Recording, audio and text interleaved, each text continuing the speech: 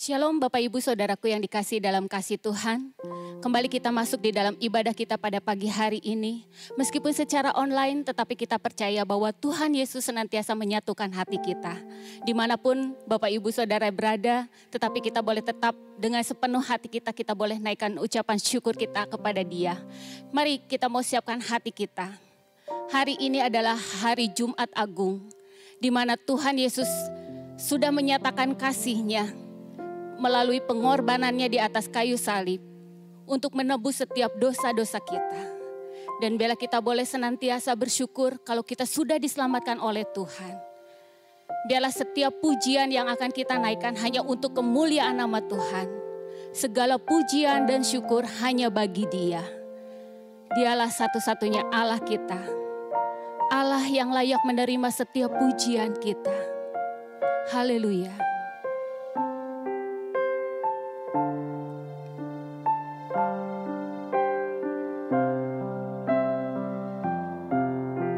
Nyatakan dengan sepenuh hati kita.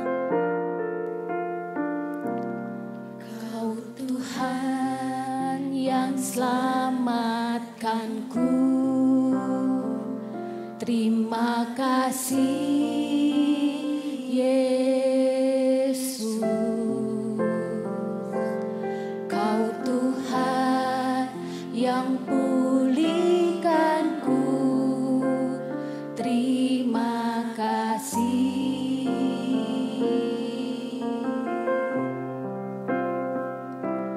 Kau Tuhan yang sembuhkanku. Terima kasih Yesus. Kau Tuhan memberkatiku.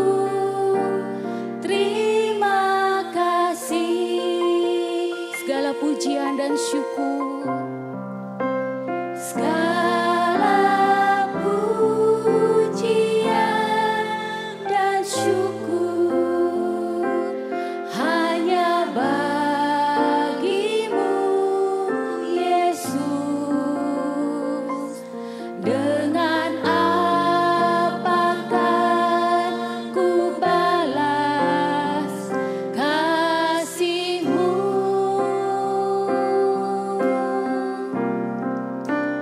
Segala hormat kemuliaan hanya layak bagi-Mu.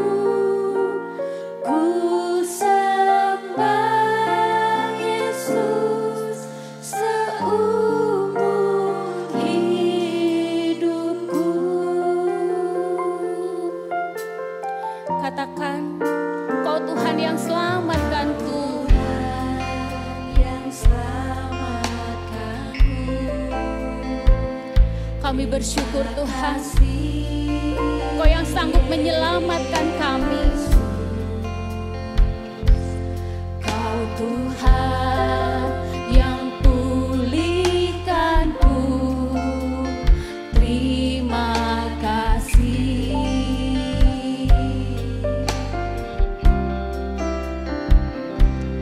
Kau Tuhan yang sembuhkanku.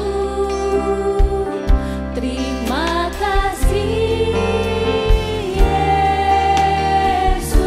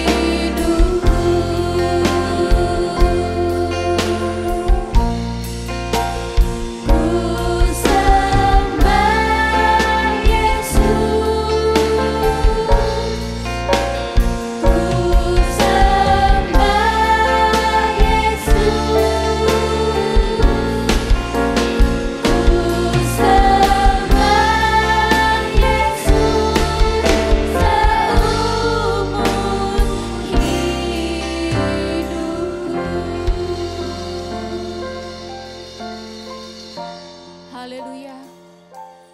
Haleluya. Kita bersyukur Tuhan Yesus yang sudah mati buat kita.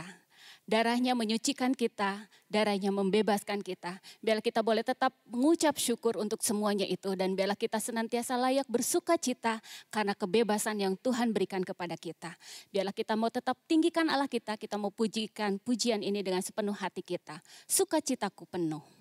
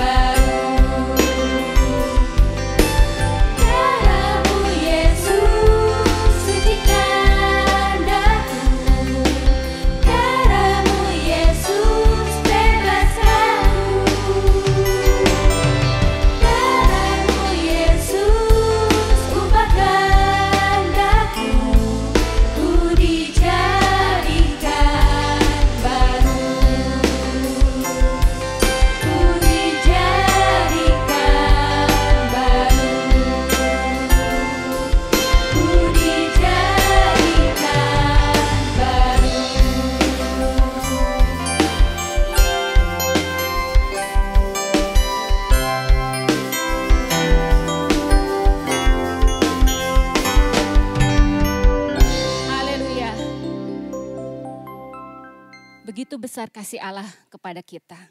Kasih-Nya yang tidak bisa kita ukur. Dan kebaikan dan kasih-Nya yang begitu besar kita tidak dapat membalasnya. Selain kita boleh senantiasa memuji membesarkan Allah kita. Dialah Allah yang layak menerima setiap pujian kita. Kita mau tetap tinggikan Dia. Tak terukur kasih-Mu Yesus.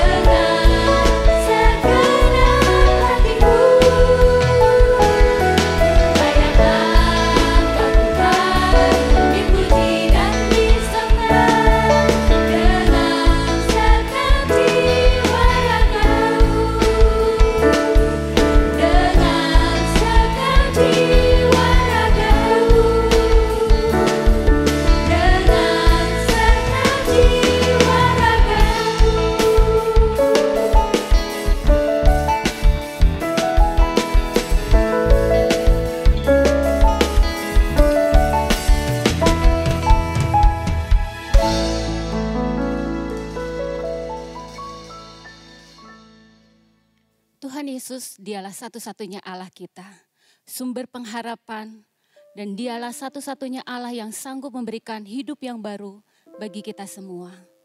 Darahnya yang sudah menyucikan kita, memulihkan hidup kita. Mari kita mau tetap tinggikan Dia. Karena salibnya kita boleh hidup. Karena dengan salibnya kita boleh menang. Karena dengan salibnya kita dibebaskan dan dipulihkan.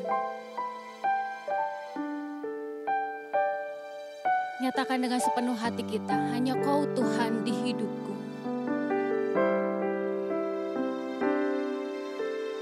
Hanya Kau Tuhan di hidupku. Kuasa berikan hidup yang baru.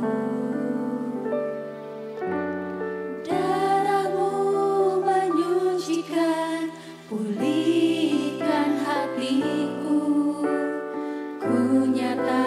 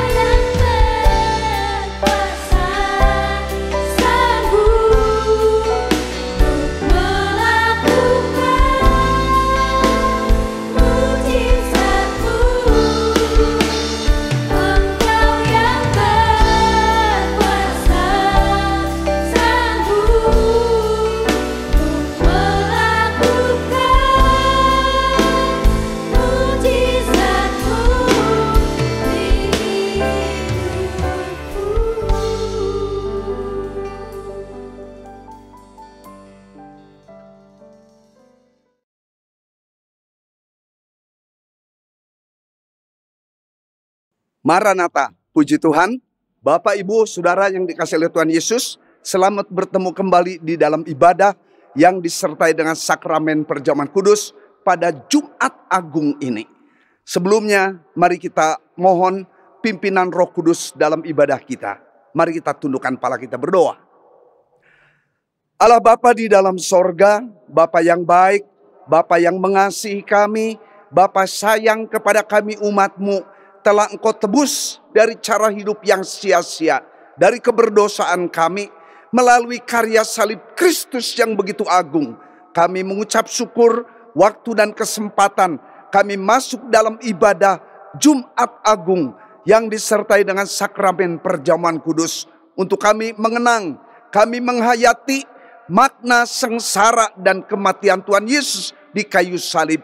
Bahwa kepastian keselamatan yang kami imani itu dibayar dengan harga yang mahal, yaitu taruhan nyawa Tuhan Yesus. Oleh karena itu, ajar untuk kami menghargai, ajar untuk kami merendahkan diri di hadapan Tuhan, untuk kami penuh penyerahan kepada Tuhan, pimpinan-Mu, rencana-Mu, biarlah itu jadi dalam hidup kami. Sejauh mana kami boleh berjalan di dalam garis kehendak Allah. Demi nama Tuhan Yesus, hamba-Mu akan menyampaikan kepada firman Allah. Kami mohon dengan kerendahan hati kami urapan berkat-Mu, baik kepada yang menyampaikan maupun yang akan menerima. Baik hamba yang akan berkata-kata maupun yang akan mendengarkan. Kami diurapi, diberkati oleh Tuhan, supaya kami boleh menjadi pelaku-pelaku firman Allah. Dalam kehidupan rumah tangga atau keluarga, dalam hidup bergereja, dalam hidup bermasyarakat, berbangsa, bernegara. Nama Tuhan Yesus tidak dipermalukan, melainkan dipermuliakan. Amin. Sidang jemaat yang dikasihi oleh Tuhan Yesus, mari kita membaca ayat yang mendasari apa yang ingin saya bagikan. Terambil dari 2 Korintus 5 ayat 21. Katakan demikian. Dia yang tidak mengenal dosa telah dibuatnya menjadi dosa karena kita, supaya dalam Dia kita dibenarkan oleh Allah. Sekali lagi, 2 Korintus pasal yang kelima ayat 21. Dia yang tidak mengenal dosa telah dibuatnya menjadi dosa karena kita, supaya dalam Dia kita dibenarkan oleh Allah. Amin. Berbagailah setiap orang yang mendengarkan firman Tuhan, menyimpan dalam hati, melakukannya dalam hidupnya tiap-tiap hari. Nama Tuhan Yesus dipermuliakan. Bapak, Ibu, Saudara yang dikasihi oleh Tuhan Yesus, hari ini adalah hari Jumat. 1 tahun ada kurang lebih 52 hari Jumat. Tetapi ada satu hari Jumat dalam 1 tahun, itu disebut Good Friday. Jumat Agung. Mengapa orang Kristen menyebut Jumat, satu Jumat itu Jumat Agung? Karena anak manusia yang pernah datang ke dalam dunia menjadi manusia, itu pernah mengalami sengsara. Seperti saudara dan saya toh mengalami sengsara dalam 1 tahun ini akibat COVID-19. Yang kita juga tidak tahu sampai kapan itu berakhir. Tapi ini merupakan satu penderitaan, merupakan satu sengsara bagi banyak orang. Bukan saja di Indonesia, bahkan di luar negeri juga. Tapi pernah 2000 tahun yang lalu kurang lebih, ada satu pribadi yang datang ke dalam dunia untuk mati. Karena dia harus mewujudkan rencana penyelamatan umat manusia dari abad ke abad, generasi ke generasi. Nah, mengapa disebut Jumat Agung? Karena pribadi yang kita kenal ini diceritakan oleh kitab suci itu bernama Yesus. Dan itu sudah dinubuatkan pada waktu Allah mencari siapa di antara para gadis yang ada di Palestina pada waktu itu, maka pilihannya jatuh kepada Maria. Saya melihat beberapa terjemahan di dalam berbagai bahasa, itu artinya pahit, getir Maria.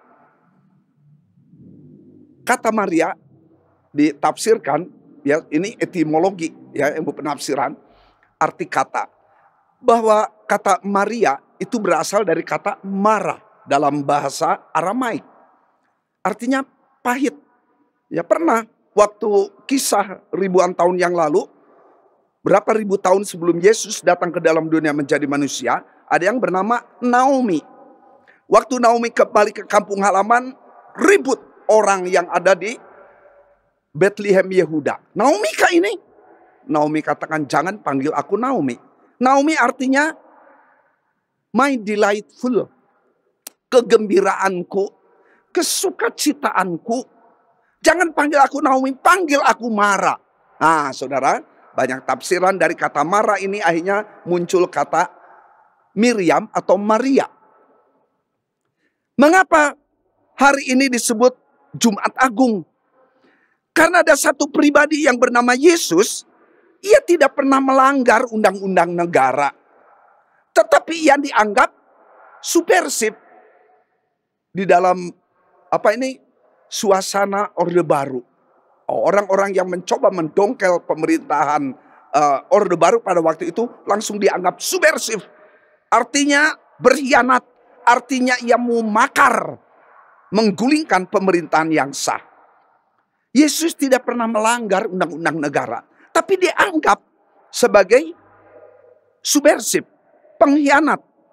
Yesus tidak pernah melanggar syariat agama, tapi dianggap menodai agama.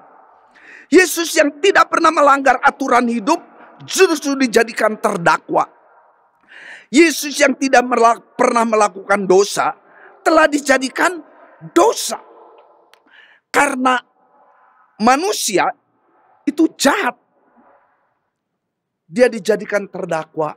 Apa konsekuensinya kalau dia seorang terdakwa? Maka eksekusi. Saudara, telapak tangan Yesus yang tidak pernah melakukan dosa justru dipaku. Saya lupa tadi mau bawa paku besar. Kepala Yesus dimahkotai dengan kawat duri yang tajam. Sampai kemudian darah mengucur di atas dahi, di atas keningnya, mengucur ke bawah. Betapa sakit. Padahal mestinya saudara dan saya yang harus dimahkotai duri. Karena kadang-kadang kita juga sombong kepada orang di sekitar kita. Yesus tidak pernah menikmati makanan yang macam-macam. Lain dengan Bapak, Ibu, Saudara, saya, segala macam makanan yang kita suka, makan, menghirup. Yonatan katakan dulu, yang menghirup, menikmati makanan. Wah enak. Akibatnya lambung kita terganggu. Tapi di dalam ayat-ayat Alkitab diceritakan justru lambung Yesus ditusuk. Padahal ia begitu miskin. Dan kemudian kaki Yesus dipaku juga di kayu salib. Mestinya kaki Bapak, Ibu, Saudara, dan saya yang harus dipaku. Karena seringkali kita berjalan ke tempat-tempat yang Allah tidak kehendaki. Tapi Yesus rela terima itu semua. Dia yang tidak berdosa dijadikan dosa di kayu salib. Mengapa harus terjadi penyaliban? Padahal dia orang benar, ia tidak berdosa. Maka jawabannya adalah janji Allah untuk satu pribadi harus digenapi. Kejadian 3 ayat 15 bahwa Allah akan memberikan satu perjanjian. Itu jauh ke depan sampai ribuan tahun kemudian digenapi. Bahwa ia akan mengadakan permusuhan antara benih perempuan ini dengan anak manusia. Dan itu digenapi waktu penyaliban Yesus. Demikian juga di dalam 1 Yohanes 5 ayat 19. Kalau Yesus harus mati, ia orang benar, ia tidak berdosa, tapi harus dikorbankan di kayu salib. Karena kita tahu bahwa 1 Yohanes 5 ayat 19, seluruh dunia berada di bawah kuasa si jahat. Jadi seluruh dunia, seluruh kosmos ini dikuasai oleh kuasa jahat. Tapi kalau ada orang kemudian mendengar firman Allah, bertobat, terima Yesus sebagai Tuhan Juru Selamat pribadi, ada satu penetrasi, satu penerobosan. Bagaimana terang Roh Kudus itu menerobos kegelapan, kuasa dosa itu. Maka kemudian Roh Kudus menghampiri orang yang mau bertobat itu. Puji Tuhan. Saya melihat di YouTube sekarang terjadi pertobatan seluruh dunia luar biasa. Khususnya di Iran, di Afghanistan, di Indonesia. Banyak orang-orang non-Kristen sekarang datang kepada pribadi Yesus. Ada orang sedang menjalankan ibadah, tapi justru bertemu dengan Yesus. Itu jadi berkat untuk saya pribadi. Bagaimana Yesus tidak segera datang ke dalam dunia menjadi manusia, karena ia masih menantikan berapa banyak orang mau datang kepada Yesus. Dan Yesus tangannya terbuka. Marilah kepadaku yang letih lesu beban berat, aku akan memberikan kelegaan kepadamu. Puji Tuhan. Bapak, Ibu, Saudara, dan saya sudah menerima Yesus sebagai Tuhan Juru Selamat pribadi. Maka kita diberikan kelegaan. Orang Jawa katakan lego. Artinya tidak ada penghalang, tidak ada beban lagi. Kita dibebaskan dari ikatan kuasa dosa. Puji Tuhan. Semua jawabannya, Yesus Kristus rela menyerah karena cinta kasih yang begitu agung. Sehingga ia memiliki compassion. Ada belas kasihan, perhatian, kepedulian, adanya kerinduan. Ia ingin membuktikan cinta kasih kepada orang berdosa. Dan itulah sebabnya ia penuh penyerahan. Walaupun ia menderita, ia sengsara sampai mati di kayu salib. Saudara, oleh karena itu, inilah beberapa bukti bahwa Yesus memang harus mati di kayu salib. Bagaimana sikap kita sekarang nih? Adalah hati yang sudah disucikan oleh Tuhan. Karena Bapak, Ibu, Saudara, dan saya sudah bertobat, sudah menerima Yesus sebagai Tuhan Juru Selamat pribadi.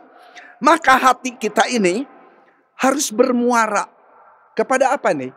Iman yang Tuhan anugerahkan. Iman itu bukan karena kita rajin ke gereja. Bukan karena kita rajin terlibat dalam pelayanan. Bukan karena cukup baik. Bukan. Tapi iman Tuhan berikan kepada kita ini karena anugerah Tuhan. Jadi iman diberikan, iman dianugerahkan oleh Tuhan kepada orang-orang berdosa yang mau percaya kepada Yesus secara pribadi. Oleh karena itu hati yang sudah dikuduskan oleh Allah karena pertobatan Bapak, Ibu, Saudara sekalian, maka kita memiliki iman, dan iman itu harus diproyeksikan kepada hal apa nih? Ada satu kerinduan bagi orang percaya supaya orang lain diselamatkan. Maka jadilah ia sebagai God's instrument, menjadi alat kemuliaan Allah. Saya mengucap syukur di gereja ini berapa banyak orang dimenangkan jiwanya, itu karena relatif, karena hubungan family satu kepada yang lain. Kami keluarga datang ke Cimahi tahun 86. 1 tahun kemudian saya dilantik sebagai gembala tahun 1987. Sampai sekarang ini sudah berapa banyak anggota keluarga dimenangkan untuk kerajaan Allah. Puji Tuhan. Selamat datang di Gereja Gerakan Pentakosta Maranatha Cimahi. Saya senang bertemu dengan Bapak, Ibu, Saudara sekalian. Oleh karena itu iman yang Tuhan berikan kepada Bapak, Ibu, Saudara sekalian, mari kita imani. Peristiwa tentang Yesus datang kurang lebih 2000 tahun yang lalu. Kita hanya mendengar. Itulah sebabnya di dalam Roma dikatakan bahwa iman itu datang dari pendengaran akan firman Tuhan. Tuhan memberikan kepada kita. Nah, oleh karena itu, Bapak, Ibu, Saudara yang sudah diselamatkan oleh Tuhan, kita mempunyai iman untuk apa nih?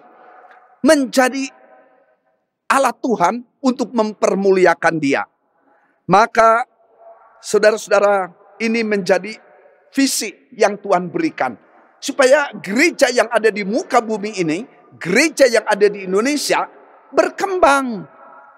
Gereja bisa berkembang, gereja bisa bertumbuh dengan baik kalau ada cooperation. Adanya kerjasama satu kepada yang lain. Antara gembala memimpin kepada majelis, gembala dan majelis bersatu padu merekrut para pelayan. Para pelayan. syaratnya adalah sudah bertobat terima Yesus. Rajin dalam kehadiran ibadah. Saya mengharapkan kepada Bapak Ibu Saudara sekalian yang mau mempermuliakan nama Tuhan Yesus, mari bergabung bersama kami untuk membangun GGP Maranatha Cimahi menjadi alat kemuliaan Allah. Mari kita bersaksi kepada famili kita yang belum dalam Tuhan. Mari kita bersaksi kepada mereka yang sedang mencari-cari kepastian keselamatan. Puji Tuhan, saya tidak pernah menghitung berapa banyak saya memenangkan jiwa. Tapi semuanya saya kembalikan hormat kemuliaan bagi nama Tuhan di tempat yang maha tinggi. Iman yang Tuhan berikan kepada kita adalah untuk apa nih? Berani di dalam menghadapi kesulitan yang terjadi. Saudara, kita perlu iman di dalam kita menghadapi realita nih COVID-19 sudah 1 tahun lebih nih. Saudara takut? Saya juga takut, saudara. Sama kita takut. Tetapi jangan kita dikuasai oleh rasa takut terus-menerus siang malam. Itu akan menjadikan kita stres. Kalau stres tidak bisa diselesaikan di hadapan Tuhan, depresi kita. Kalau depresi tidak bisa diselesaikan di hadapan Tuhan, alias mati. Orang Tionghoa kuno itu paling takut dengan angka 4, saudara, itu artinya mati. Seringkali kematian datang itu karena stres yang begitu berat. Jangan, ya, kita sama-sama takut. Tetapi ketakutan kita ini, mari kita belajar kepada Yesus bahwa dia pernah waktu dia bergumul di Taman Getsemani, dia katakan seperti mau mati rasanya. Oh, saya bisa bayangkan betapa ada satu big pressure, big burden. Ada satu tekanan yang begitu berat. Ada satu tekanan di mana batinnya betul-betul tertindih. Beban yang begitu tonase, mungkin itu tonan itu. Sampai mau ambil napas juga susah, sesak. Yesus katakan seperti mau mati rasanya. Oleh karena itu, kita melihat di sini bahwa Tuhan Yesus belum segera datang ke dalam dunia untuk menjemput orang percaya segala abad, karena dia masih ingin melihat masih berapa banyak jiwa yang bisa dimenangkan untuk kerajaan Allah. Yesus juga ingin melihat berapa banyak hamba-hamba Tuhan ini sedang mempersiapkan kerajaan Allah yang nanti akan turun ke dalam dunia ini. Dunia tentunya bukan dunia ini, tapi dunia yang sudah dibaharui. Itu ada nubuatan firman Tuhan di dalam kitab suci kita. Nah, oleh karena itu, aplikasi dari bagian yang pertama ini, kita sebagai umat Allah di dalam pribadi Yesus, biarlah kita akan penuh dengan cinta kasih kepada orang yang ada di sekitar kita.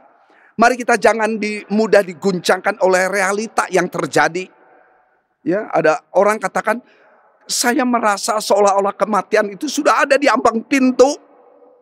Jangan, saudara. Mari kita usir pikiran, perasaan yang sedemikian rupa. Katakan dalam hati, tidak usah teriak keras. Dalam nama Yesus, kami usir pikiran itu. Maka damai sejahtera Allah itu akan menguasai hati dan pikiran kita. Sehingga kita bebas dalam melaksanakan tugas tanggung jawab yang Tuhan percayakan. Bila seorang pelayan, maka ia harus hidup berdisiplin, taat, tidak mudah mundur, belajar setia kepada panggilan Tuhan. Saya mengucap syukur untuk anak kami, Yonatan, sampai kepada the last step, langkah yang terakhir, ia tetap setia melayani pekerjaan Tuhan. Sampai usia 26 tahun. Selama 26 tahun itu kami keluarga melayani, merawat kepada Yonatan. Siapa lagi kalau bukan keluarga yang memperhatikan anak kami yang kami sayangi ini. Ternyata ia berangkat lebih dulu. Cepat atau lambat kita akan bertemu. Nanti akan ada satu reuni di sana. Tapi tidak lagi sebagai papa anak. Tidak lagi sebagai suami istri. Tidak lagi sebagai opa, oma, atau cucu-cucu. Tidak. Melainkan we are brethren. Kita ini saudara bersaudara satu kepada yang lain. Bila ia seorang pemimpin, ia juga akan menyadari bahwa ia hidup di hadapan hadirat Allah adalah murid. Walaupun dia seorang pemimpin besar, mungkin dia ketua sinode, mungkin dia ketua gereja-gereja se-Asia, seluruh dunia. Di hadapan Yesus, you are disciple. Engkau tetap murid. Puji Tuhan. Saudara-saudara, seorang anak sekolah minggu, rajin ibadah, dan ia hormat kepada orang tua, hormat kepada guru, dan ia mengasihi kepada yang harus diberi. Wah, saya salut kepada anak sekolah minggu ini. Ya, memperhatikan orang yang lemah. Dan saya dulu senang Yonatan waktu dia katakan, karena dia kan duduk di kursi roda, dia lumpuh, dia punya uang dia. Ke temannya, waktu itu ada Aldi, anak dari pendeta di Kidauhan. Di, mau makan bakso yuk. Ayo, mau? Sok atuh, kamu yang pesan, aku yang bayar. Dia ngejajanin temannya, dia traktir temannya. Wah, saya bangga loh, ya. Punya anak yang tidak kenyang sendiri, tapi berbagi kepada yang lain. Hati bermuara kepada iman. Yang kedua, ekspresi ketaatan Yesus. Dalam Filipi 2 ayat 6-8 dikatakan, Filipi 2 ayat 6-8, coba kita buka. Filipi 2, maaf saya nggak siapkan di ini. Filipi 2 ayat 8. Filipi 2 ayat 8, dan dalam keadaan sebagai manusia, ia telah merendahkan dirinya dan taat sampai mati, bahkan sampai mati di kayu salib. Itulah sebabnya Allah sangat meninggikan dia dan mengaruniakan kepadanya nama di atas segala nama, supaya dalam nama Yesus bertekuk lutut segala yang ada di langit dan yang ada di atas bumi dan yang ada di bawah bumi, dan segala lidah mengaku Yesus Kristus adalah Tuhan, bagi kemuliaan Allah Bapa. Puji Tuhan. Saudara-saudara, mari kita melihat di dalam ayat ini bahwa Yesus belajar obey, taat kepada firman Tuhan. Kami melihat sekarang Lydia dan Hendra sebagai Dedi dan maminya ini mengajar anak, salah satu ajarannya itu adalah obedience, ketaatan kepada perintah orang tua. Ya, anak bagaimana juga memang namanya anak itu bibit pemberontakan itu ada, saudara. Tapi Lydia ini menekankan ke anak ini harus belajar obey. Tapi yang lucu ini anak doanya apa, saudara? Nggak tahu siapa yang ngajarin, saudara. Ya mungkin Dedi maminya ini yang ngajarin. Dia berdoa, udah bisa berdoa. Tapi apa doanya? Tuhan, biarlah katanya mami dan Dedi obey kepada saya. Atau tengok lihat-lihatan ini orang tuanya. Kenapa doanya jadi robah ini? Bukannya anak taat kepada orang tua yang harus taat kepada anak. Ini dibalik, ini tidak benar. Iblis yang membalikan mungkin ini nih. Saudara, oleh karena itu apabila anggota jemaat taat kepada pimpinan gereja, ini sudah satu berkat yang luar biasa. Kalau suami sebagai kepala rumah tangga, istri tunduk kepada suami, ini berkat luar biasa.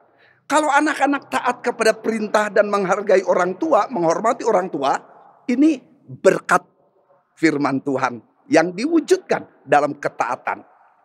Apabila warga negara Indonesia taat kepada undang-undang negara, kepada perintah presiden, maka presiden dan negara itu diberkati oleh Tuhan. Saudara, oleh karena itu ekspresi ketaatan Yesus diwujudkan.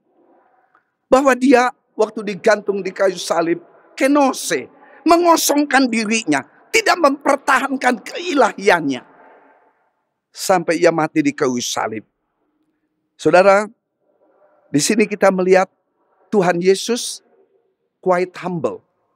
Bagaimana ia merendahkan dirinya sebagai manusia sejati, menunjukkan sebagai bukti kasih. Ia rela menderita, rela disiksa, ia bak penjahat yang digiring menuju tempat penghukuman. Ia dianggap pemberontak, ia dianggap sebagai subversif atau makar kepada pemerintah yang sah.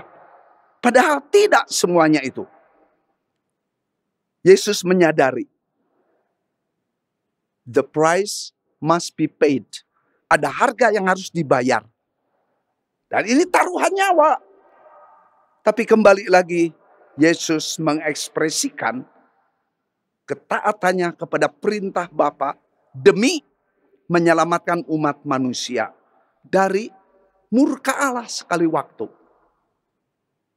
Yang ketiga, kasih Allah yang dibuktikan.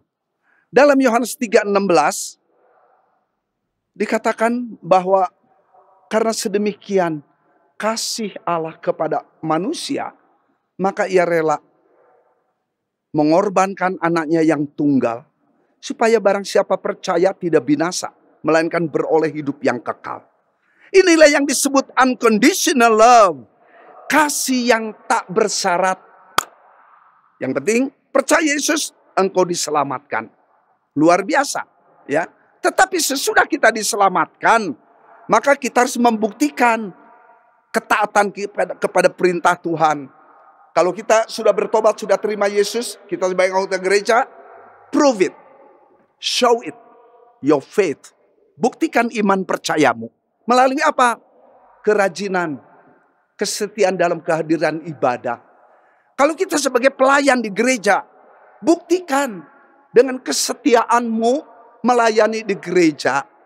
Saudara tidak melayani pendeta, saudara tidak melayani anggota majelis, tetapi saudara melayani pekerjaan Tuhan di ruang lingkup GGP Maranatha Cimahi. Sekali waktu kiprah pelayanan saya akan berhenti karena Tuhan panggil saya pulang. Apa engkau juga akan berhenti di dalam kiprah pelayanan? Kan tidak. Terjadi regenerasi. Paulus di penjara, Paulus sudah menyiapkan Titus dan Timotius. Ada kesinambungan pekerjaan Tuhan. Seperti saya katakan pelari estafet, dia membawa tongkat. Kemudian begitu sudah sampai ke temannya ini, rekannya ini, maka kemudian dia serahkan itu tongkat. Maka yang dapat tongkat itu buat lari sedemikian rupa. Wah, saya diberkati saudara waktu melihat Olimpik, saya lupa tahun berapa itu, 31, itu di Jerman. Si siapa ini? Jesse Owen. Jesse Owen buat lari 100 meter. Dia manusia tercepat. Begitu sampai di garis finish, apa yang dia lakukan? Dia kneel down and praise the Lord. Dia berlutut kemudian mengangkat tangannya. Puji Tuhan. Saudara, itu banyak wartawan dari seluruh dunia mengabadikan momen-momen yang begitu bagus menjadi kesaksian. Saya mengucap syukur kepada Tuhan untuk seorang pelayan Tuhan yang mempermuliakan nama Tuhan. Kasih harus dibuktikan. Inilah yang disebut extraordinary love. Kasih yang luar biasa. Bonhoeffer, ia tidak setuju dengan anjuran Hitler. Dan dia anggap Hitler ini alat iblis. Yang memusnahkan orang Yahudi sampai 6-8 juta. Itu untuk penduduk satu negara loh. Bonhoeffer harus mempertanggungjawabkan kebenaran yang ia yakini. Saudara, akhirnya ia mati. Saya lupa dibakar apa digantung dia di depan umum loh. Tapi Bonhoeffer setia dengan iman percayanya kepada Tuhan. Saya heran dengan Hitler ini. Ya, tiap generasi itu ada, saudara. Pemimpin-pemimpin menjadi alat iblis. Bukan mau memakmurkan masyarakat, tapi kadang-kadang memperkaya diri sendiri. Ya. Kasih yang unconditional love. Ya. Kasih yang extraordinary, kasih yang luar biasa. Ya, jadi kasih ada tingkatan. Puncaknya berani menyerahkan nyawa untuk sahabatnya yang dikasihinya. Kasih yang mana? Kasih yang unforgettable. Ini bukan nyanyiannya Nat King Cole, ya. Tapi kasih unforgettable itu artinya kasih yang tidak mungkin dilupakan seumur hidup kita ini. Saya dalam hidup ini merasakan, menikmati kebaikan dari Bapak, Ibu, Saudara sekalian. I will not forget it forever. Saya tidak akan lupakan seumur hidup saya, betul. Saya akan ingat sampai ke lubang kubur. Terima kasih. Tuhan kembalikan kebaikan Bapak, Ibu, Saudara sekalian. Jadi yang berikutnya, kasih yang mana yang harus dibuktikan? Kasih yang amazing love. Dan itu ada di dalam pribadi Yesus semua. Yaitu kasih yang menakjubkan. Kasih yang di luar nalar pemikiran kita ini. Kasih yang mana lagi yang diberikan oleh Tuhan Yesus kepada umat manusia? Yang terakhir adalah wonderful love. kasih yang ajaib. Itulah sebabnya ada nyanyian Yesus ajaib dan seterusnya. Saya selalu ingat kepada keajaiban kasih Tuhan. Saudara, kesimpulan dari firman Allah, hari ini adalah hari Jumat Agung 2021. Atau inilah Jumat Agung yang ke berapa nih? 2021 dikurangin 33. Berapa saudara? 1988. Ayo, siapa yang pintar aljabar sini, perjumlahan. Ya, saya udah hitung di rumah tadi. 2021 dikurangin 33. Yang ke 1988 kali Jumat Agung. Mari kita mengimani Yesus adalah manusia sejati, maka ia mati di kayu salib atau mati di tempatnya karena manusia. Tapi kenapa Yesus bangkit dari kematian? Karena dia adalah Allah sejati dengan memiliki karakter-karakter ilahi.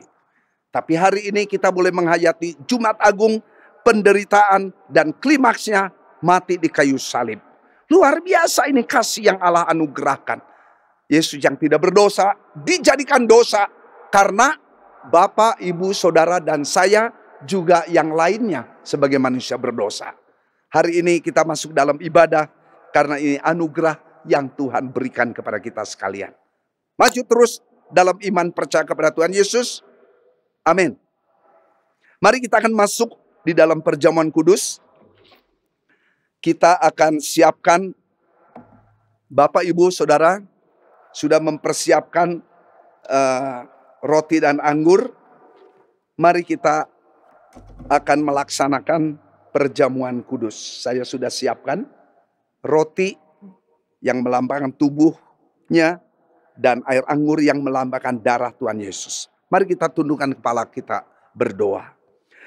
Allah Bapa di dalam sorga, terima kasih untuk waktu dan kesempatan kami hadir bersama-sama bergabung di dalam ibadah untuk penghayatan Jumat Agung yang kami imani. Dan di hadapan kami pegang roti di tangan kanan kami, demikian juga air anggur yang ada di cawan kecil yang kami pegang, yang akan kami nikmati bersama-sama. Namun sebelumnya Tuhan kami mohon, Engkau yang menguduskan, Engkau yang mensucikan, supaya melaluinya kami diingatkan terus-menerus makna penderitaan atau sengsara yang Yesus pernah alami sampai mati di kayu salib. Kami melihat begitu mahal kepastian keselamatan yang kami imani. Tapi Yesus rela melakukan itu semua karena demi cinta kasih-Nya kepada umat manusia, generasi ke generasi, dari zaman ke zaman. Demi nama Tuhan Yesus kami sudah berdoa. Amin. Mari kita aminkan apa yang saya bacakan, nats yang mendasari pelaksanaan sakramen perjamuan kudus. Karena itu saudara-saudaraku yang kekasih, jauhilah penyembahan berhala. Aku berbicara kepadamu sebagai orang-orang yang bijaksana. Pertimbangkanlah sendiri apa yang aku katakan. Bukankah cawan pengucapan syukur yang atasnya kita ucapkan syukur adalah persekutuan dengan darah Kristus? Amin. Bukankah roti yang kita pecah-pecahkan adalah persekutuan dengan tubuh Kristus? Amin. Karena roti adalah satu, maka kita, sekalipun banyak, adalah satu tubuh. Karena kita semua mendapat bagian dalam roti yang satu itu. Amin. Mari kita angkat roti di tangan kanan kita, tinggi di hadapan hadirat Allah yang kudus. Dan ketika mereka makan, Yesus mengambil roti, mengucap berkat, memecah-mecahkannya, lalu memberikannya kepada murid-muridnya dan berkata, ambillah, makanlah, inilah tubuhku. Mari kita makan bersama. Dalam nama Tuhan Yesus.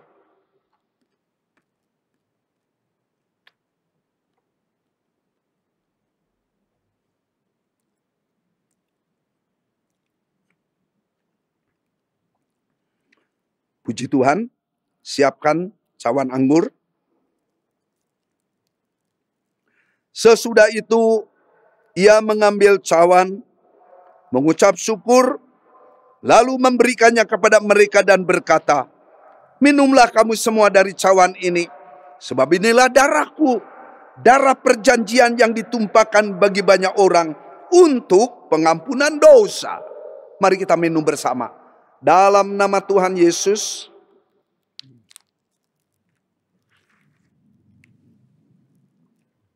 Puji Tuhan, puji Tuhan.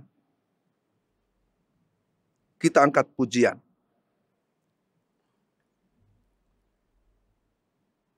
Darah-Mu Yesus sucikan daku, darah-Mu Yesus bebaskanku, darah-Mu Yesus ubahkan daku, ku dijadikan baru. Sekali lagi dengan iman di hadapan Tuhan.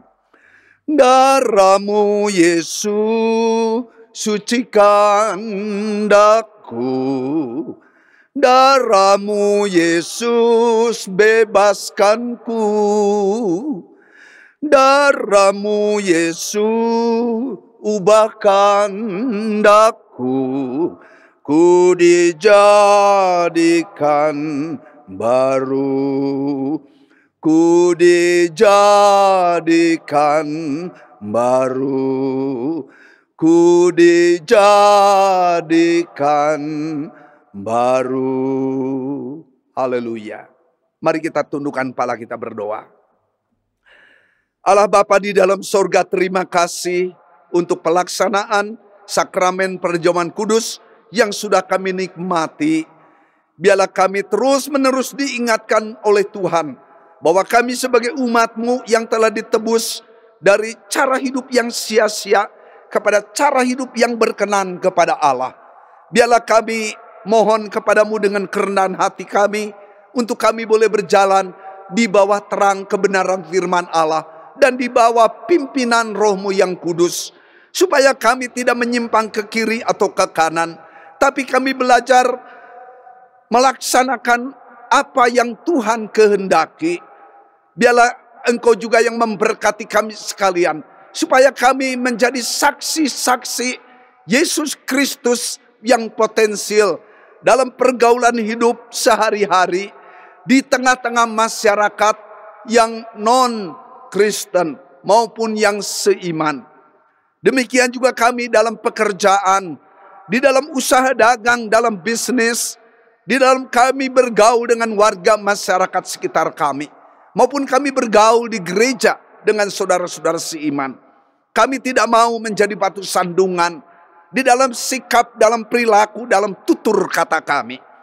Biarlah kami mohon kepadamu Tuhan, Engkau jadikan kami sebagai God's instrument, sebagai alat-alat Tuhan yang hidup di dalam kami mempermuliakan nama-Mu di tempat yang maha tinggi. Saat ini hamba juga berdoa Tuhan untuk pimpinan bangsa dan negara kami, Presiden Jokowi, yang mencoba digoyangkan dengan berbagai macam peristiwa-peristiwa yang terjadi. Namun hamba bersyukur Engkau yang memberkati dan melindungi hamba-Mu ini. Hamba menyerahkan untuk pemerintah tingkat pusat sampai tingkat daerah. Hamba percaya Engkau juga yang memberkati untuk RT RW di daerah kami masing-masing. Lurah, camat, wali kota maupun bupati. Terima kasih Tuhan. Hamba menyerahkan semua aparat pemerintahan ini beserta dengan jajarannya di dalam tangan pemeliharaan-Mu. Ajar untuk mereka ingat kepada sumpah jabatan, untuk mereka tidak melakukan tindak korupsi yang menyengsarakan rakyat, tetapi mereka boleh bijak di dalam segala perda yang dibuat. Hamba menyerahkan semua di dalam pemeliharaan tangan-Mu. Hamba juga tidak lupa berdoa untuk GGP seluruh Indonesia. Hamba mohon berkat pimpinan-Mu kepada para gembala, para majelis, demikian juga para pelayan, segenap anggota jemaat, baik yang ada di kota besar, kota kecil, sampai di pedalaman-pedalaman, di mana gereja boleh berdiri. Hamba menyerahkan semua di dalam tangan pimpinan. Hamba juga menyerahkan untuk gereja-gereja yang ada di seluruh Indonesia bahkan luar negeri. Supaya kembali lagi kebaktian-kebaktian, ibadah-ibadah, misa itu kembali dibuka untuk umum. Maksudnya untuk anggota gereja. Hamba menyerahkan semua dalam tangan pimpinanmu. Hamba percaya gereja dibuka, maka gereja menjadi penuh dengan jiwa-jiwa yang mau beribadah kepada Tuhan. Hamba percaya Tuhan yang ikut campur tangan dalam segala perkara mendatangkan kebaikan. Terima kasih Tuhan. Sekali lagi kami menyerahkan untuk pemerintah NKRI di dalam rangka programnya memutus mata rantai COVID-19. Terima kasih untuk vaksinasi yang sudah dilakukan di seluruh daerah seluruh Indonesia. Hamba menyerahkan juga untuk pendistribusian. Biarlah itu boleh lancar sehingga semua warga masyarakat, warga negara Indonesia maupun orang asing yang ada di Indonesia melakukan vaksinasi tepat pada waktunya. Maka COVID-19 tidak lagi menakutkan bagi kami. Karena pemerintah bersama-sama dengan masyarakat berhasil mengatasi ancaman kuman atau virus ini. Terima kasih Bapak. Hamba percaya Engkau yang memulihkan untuk bangsa dan negara juga seluruh dunia. Nama Tuhan Yesus sungguh dipermuliakan. Demi nama Tuhan Yesus kami sudah berdoa dan mengucapkan syukur. Sidang jemaat yang kasih oleh Tuhan Yesus, marilah kita akan tutup di dalam doa. Tuhan memberkati engkau dan melindungi engkau. Tuhan menyinari engkau dengan wajahnya dan memberi engkau kasih karunia. Tuhan menghadapkan wajahnya kepadamu dan memberi engkau damai sejahtera. Kasih dari Allah Bapa, anugerah dari Tuhan Yesus Kristus, persekutuan dalam pribadi Roh Kudus, selalu menaungi memberkati saudara-saudara sekalian hari ini sampai Maranatha, kedatangan Tuhan Yesus yang kedua kali. Amin. Salam sehat, Tuhan memberkati Bapak Ibu Saudara sekalian. Amin.